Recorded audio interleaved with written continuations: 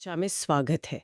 आज हम एक ऐसे स्रोत पर बात करने वाले हैं जिसने सच बताऊं तो मेरे सोचने के तरीके को पूरी तरह से बदल दिया है। हम्म। और वो दस्तावेज है होलिका दहन का रहस्य .pdf। बिल्कुल। और आज का हमारा मिशन बहुत ही स्पष्ट है।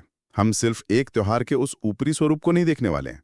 मतलब वो लकड़ियों का ढेर या आसमान में उड़ते रंगों से कहीं आगे की बात है ये। हाँ, क्योंकि हमारा उद्देश्य इसके भीतर छिपे आध्यात्मिक, वैज्ञानिक और जो भारत के अलग अलग क्षेत्रों में फैले रहस्य है ना, उनको उजागर करना है। सही कहा।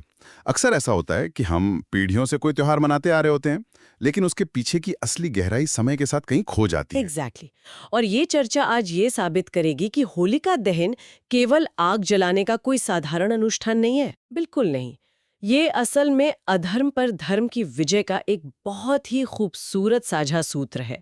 मतलब ये हमारे आंतरिक शुद्धिकरण, भीतर बैठे अहंकार के शमन और नकारात्मकता को भस्म करने का एक बेहद शक्तिशाली प्रतीक है। हम्म। तो चलिए इसे थोड़ा विस्तार से समझते हैं। कैसे एक इतनी प्राचीन कथा जिसे बचपन से सुना है, वो आज भी इस आधुनिक जीवन में इतनी प्रासंगिक बनी हुई है। इस स्रोत को पढ़ते हुए जो बात मुझे सबसे ज्यादा सोचने पे मजबूर करती है, वो ये है कि कैसे हमारे पूर्वजों ने एक कहानी के जरिए जीवन के सबसे जटिल दर्शन को आम जनमानस तक पहुंचाया। हिरण्यकश्यप और प्रहलाद वाली कथा। हाँ, होलिका दहन की जब बात आती है तो ये पूरी कथा मूल रूप से दैत्यराज हिरण्यकश्यप, उसके पुत्र प्रहलाद और बहन होलिका के इर्द गिर्द बुनी गई है। कथा का आधार बहुत ही स्पष्ट है। हिरण्यकश्यप को अपनी शक्ति का इतना अहंकार हो गया था कि उसने खुद को ही भगवान घोषित कर दिया। बिल्कुल। उसने कहा कि इस ब्रह्मांड में वही एकमात्र भगवान है। सत्ता का नशा जब चरम पर होता है ना, तो सच दिखाई देना बंद हो जाता है। लेकिन विडंबना देखिए, उसका अपना ही पुत्र प्रहलाद भगवान विष्णु का अनन्य भक्त निकला। जिसने अपने पिता की इस झूठी सत्ता को मानने से साफ इनकार कर दिया। ये सत्ता और भक्ति के बीच का एक बहुत ही दिलचस्प टकराव है। सही बात है। एक पिता जिसके पास दुनिया भर की भौतिक शक्तियां हैं, वो अपने ही छोटे से बेटे को डराने में पूरी तरह विफल रहता है। मतलब पहाड़ से गिराने से लेकर विष देने तक सब नाकाम। और फिर कहानी में प्रवेश होता है होलिका का। हमने बचपन से सुना है कि होलिका को भगवान ब्रह्मा जी से एक विशेष वरदान मिला था। हाँ, एक चादर या शॉल के रूप में कि वो अग्नि में नहीं जलेगी। लेकिन हमारे स्रोत में ब्रह्मा कुमारीज और अन्य प्राचीन दार्शनिक स्रोतों का बहुत ही तटस्थ रूप से हवाला दिया गया है। इसमें एक ऐसी बात सामने आती है जिसे आमतौर पर कहानियों में छोड़ दिया जाता है। और वो क्या है? यहाँ सबसे रोचक बात यह है कि वो वरदान कोई खुला निमंत्रण नहीं था। उस ईश्वरीय शक्ति के साथ एक बहुत ही सख्त नैतिक शर्त जुड़ी हुई थी। मतलब कोई नियम और शर्तें लागू थीं। एग्जैक्टली। वरदान का नियम ये था कि यदि इस शक्ति का दुरुपयोग किसी निर्दोष को हानि पहुंचाने या स्वार्थ के लिए किया गया, तो वो वरदान उसी क्षण स्वतः निष्प्रभावी हो जाएगा। अरे वाह, ये तो प्रकृति का बहुत बड़ा नियम है। बिल्कुल। जब होलिका ने अपने भाई के अहंकार का साथ देते हुए प्रहलाद को अपनी गोद में लेकर चिता पर बैठने का निर्णय लिया, तो उसने उस नैतिक सीमा को लांघ दिया। और परिणाम वही हुआ। अधर्म के मार्ग पर चलने के कारण वो रक्षा कवच विफल हो गया, होलिका भस्म हो गई और प्रहलाद सुरक्षित बाहर आ गए। हाँ, ये सिर्फ कोई जादुई चमत्कार नहीं था, बल्कि नियत और कर्म का सीधा परिणाम था। ये तो किसी आधुनिक कॉन्ट्रैक्ट की तरह लगता है। शक्ति का गलत इस्तेमाल किया तो लाइसेंस रद्द। सही कहा। इस कथा से स्रोत 3 मुख्य निष्कर्ष निकालता है। पहला, जब भक्ति सत्य पर आधारित हो तो कोई आसुरी शक्ति उसे नष्ट नहीं कर सकती। दूसरा, ईश्वरीय शक्तियां केवल लोक कल्याण के लिए हैं, स्वार्थ के लिए उनका उपयोग विनाश लाता है। और तीसरा, अहंकार सत्य को कुछ समय के लिए ढक सकता है, पराजित नहीं कर सकता। ये बातें इंसान के स्वभाव को एक आईना दिखाती हैं और शायद यही कारण है कि ये कथा सिर्फ एक क्षेत्र तक सीमित नहीं रही। मुझे हमेशा हैरानी होती है कि भारत की इतनी विशाल सीमाओं में ये एक त्योहार कैसे अलग-अलग रंग ले लेता है। विविधता में एकता का इससे अच्छा उदाहरण नहीं हो सकता। स्रोत में जो क्षेत्रीय मानचित्र दिया गया है वो बहुत शानदार है। चलिए उत्तर भारत से शुरू करते हैं। पंजाब में इसे होला मोहल्ला के रूप में मनाया जाता है, जो सामान्य होली से बिल्कुल अलग है। हाँ, वहाँ रंग कम और तलवारें ज्यादा दिखती हैं। गुरु गोविंद सिंह जी द्वारा शुरू की गई ये परंपरा असल में निहंग सिखों द्वारा मार्शल आर्ट, वीरता और युद्ध कौशल का ऊर्जावान प्रदर्शन है। ये सिर्फ शक्ति प्रदर्शन नहीं है ना? अब नहीं, इसके पीछे का दर्शन है कि केवल अध्यात्म काफी नहीं है।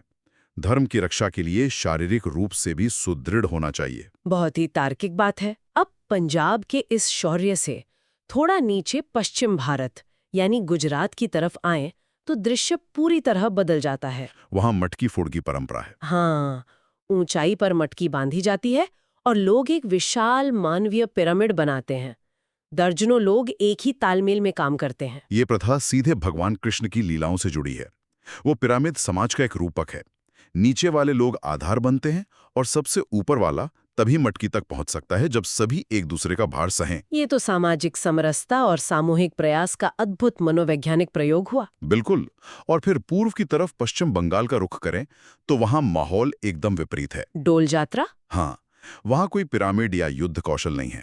राधा कृष्ण की मूर्तियों को पालकी में सजाकर कीर्तन और संगीत के साथ ले जाया जाता है। भक्ति रस में डूबी हुई परंपरा। ये आध्यात्मिक उल्लास का शुद्धतम रूप है। पर मुझे स्रोत का वो हिस्सा सबसे ज्यादा चौंकाने वाला लगा जहां दक्षिण भारत का जिक्र है।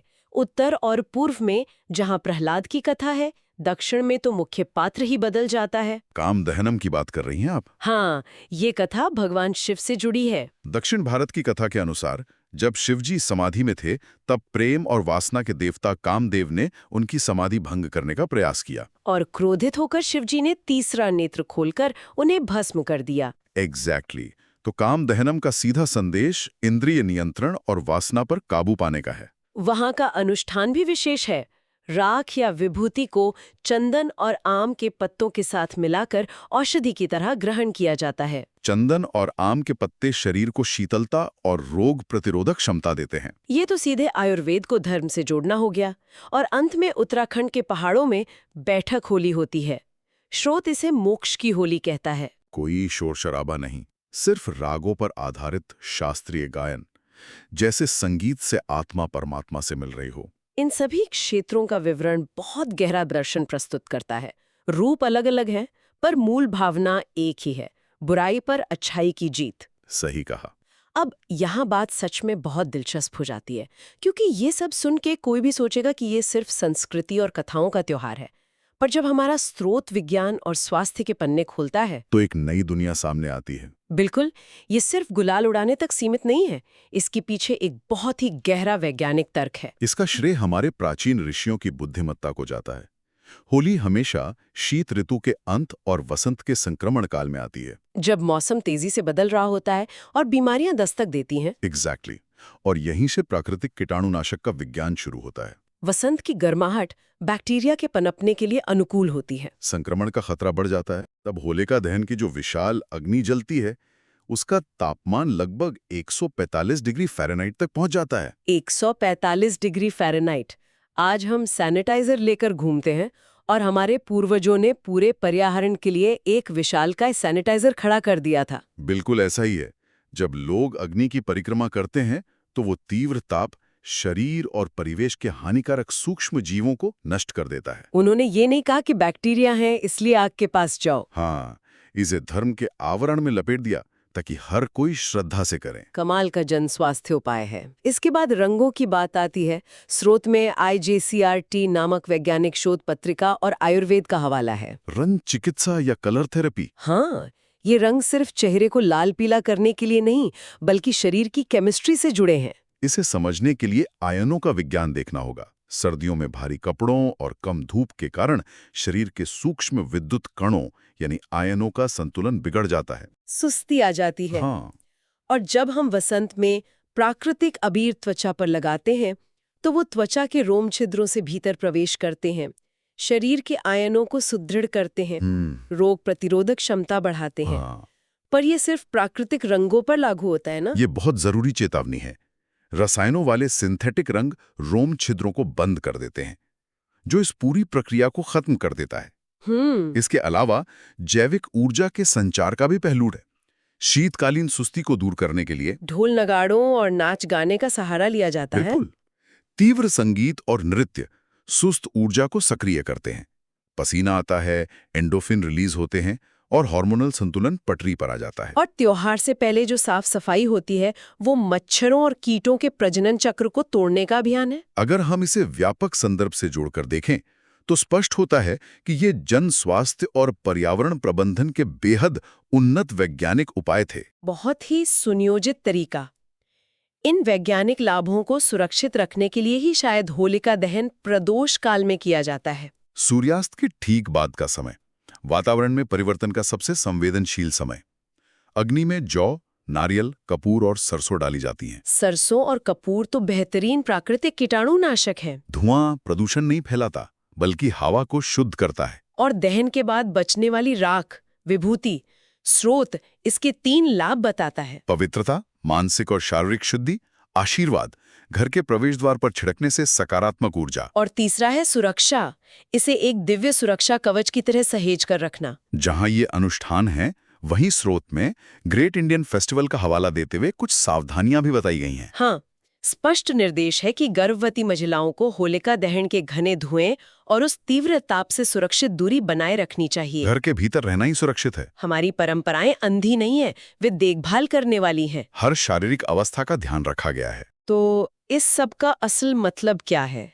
हमने एक अहंकारी राजा की कथा सुनी, क्षेत्रीय विविधताएं देखीं, 145 डिग्री का तापमान और आयनों का विज्ञान समझा। लेकिन स्रोत का अंतिम भाग बहुत जरूरी है कि इसे मनाया कैसे जाना चाहिए। सड़कों पर होली के नाम पर जो हुड़दंग होता है वो इसके मूल रूप से कोसों दूर है। यही स्रोत में सांस्कृतिक विशेषज्ञ अक्षत गुप्ता का कड़ा संदेश है। होली, हुड़दंग, अजनबियों के साथ दुर्व्यवहार या महिलाओं के साथ बदतमीजी का लाइसेंस नहीं है। बिल्कुल नहीं। यह नशे या भांग का त्योहार नहीं है। यह लोगों को जोड़ने, मिठाई बांटने और मृदुता का पर्व है। बहुत गहरी बात है।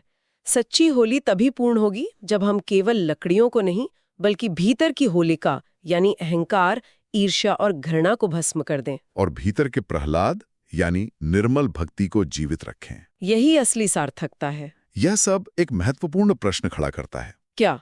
यदि हमारे पूर्वजों ने मौसम के बदलाव, कीटाणु शोधन और स्वास्थ्य विज्ञान को इतनी खूबसूरती से कथाओं और अनुष्ठानों में पिरो दिया था, तो क्या हम आज के समय में भी ऐसा कुछ कर सकते हैं? श्रोताओं के लिए ये सोचने वाली बात है। आज जलवायु परिवर्तन और मानसिक स्वास्थ्य जैसी गंभीर समस्याएं हैं।